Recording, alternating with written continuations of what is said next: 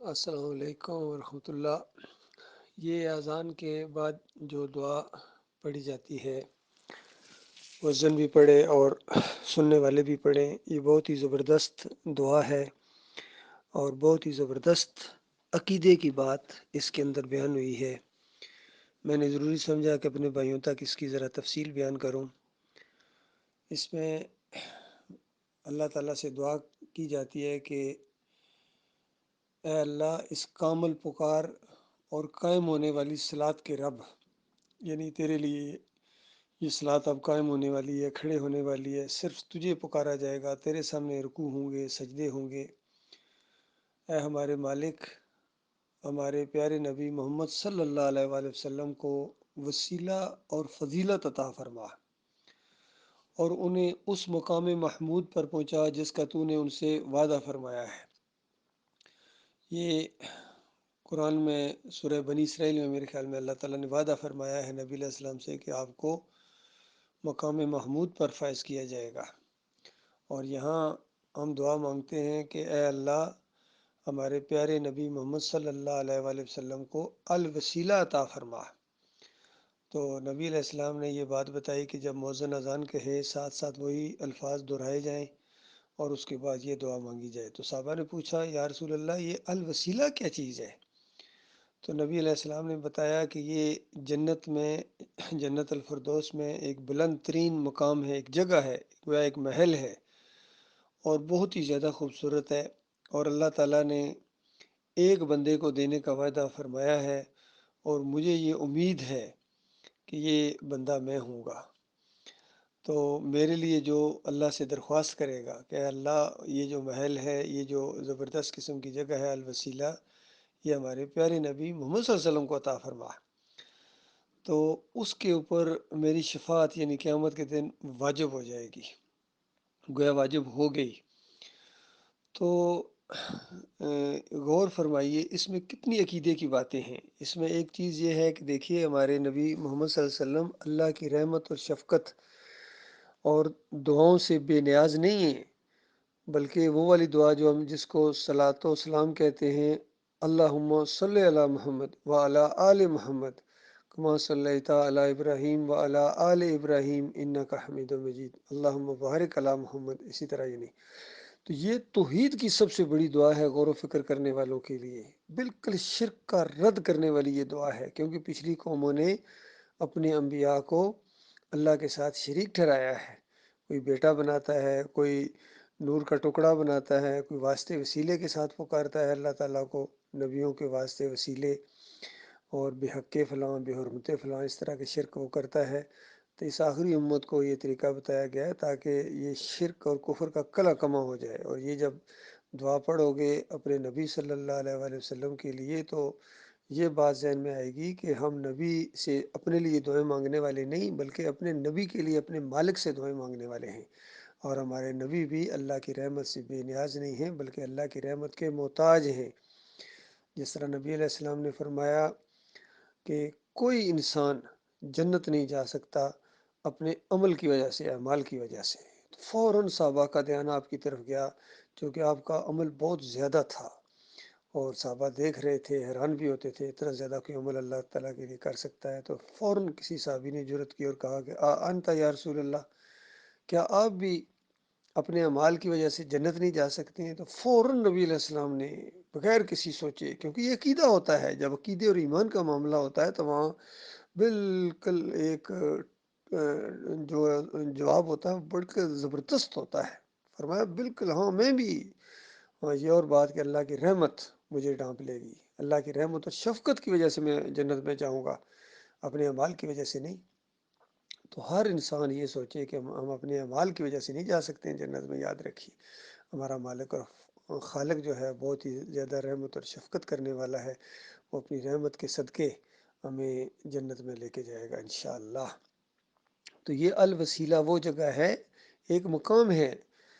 تو پھر ایک اور موقع کے اوپر نبی علیہ السلام نے بتایا کہ جبریل علیہ السلام اور میکائیل علیہ السلام جب مجھے اوپر لے کے گئے تو عام مومنین کے گھر دکھائے، میں نے بڑی تعریف کی، بڑے خوبصورت گھر تھے مومنوں کے وہاں اللہ نے جو تیار کر کے رکھے ہوئے۔ پھر انہوں نے کہا کہ اور اوپر چلیے،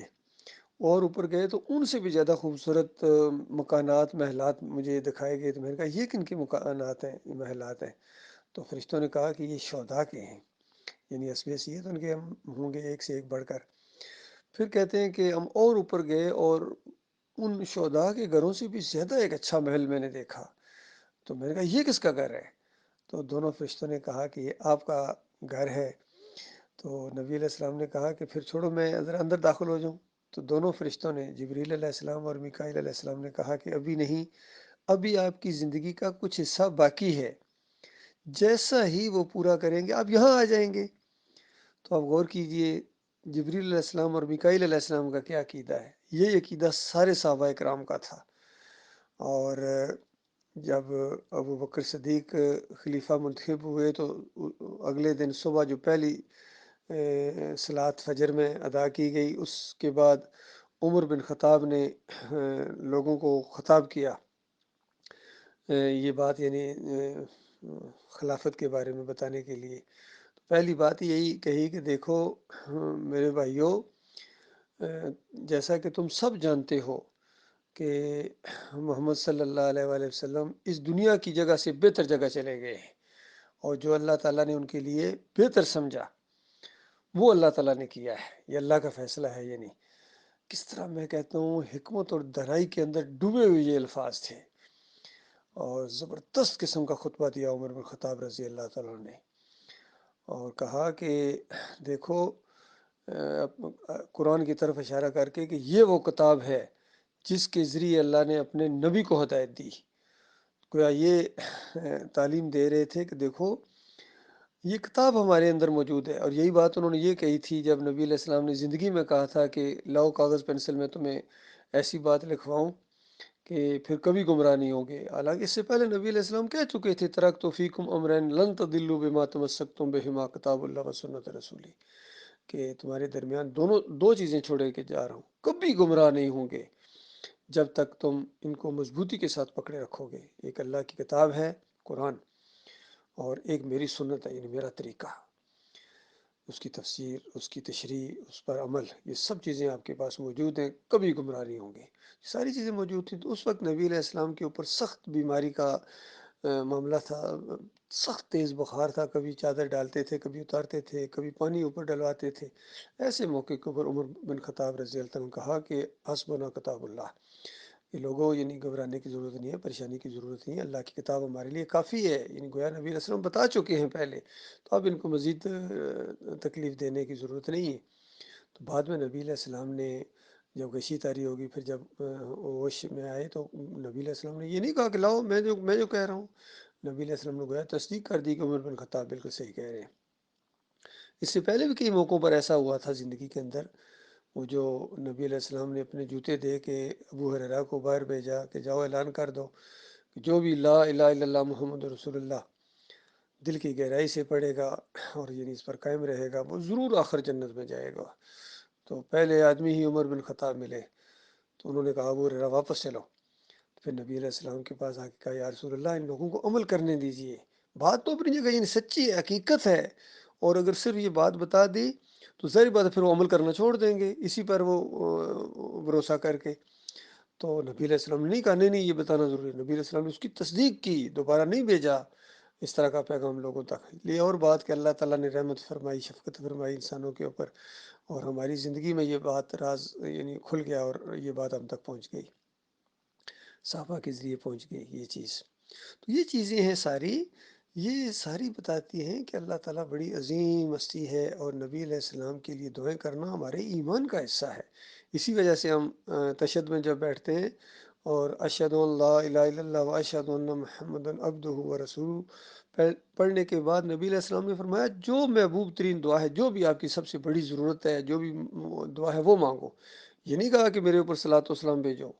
لیکن ہمارے لیے یہ ایک امتحان کا معاملہ بن گیا کہ اب ہمارے لیے سب سے پیاری دعا کون سی ہونی چاہیے۔ تو ہر مومن کا انتخاب یہ ہے کہ ہمارے لیے سب سے پیاری دعا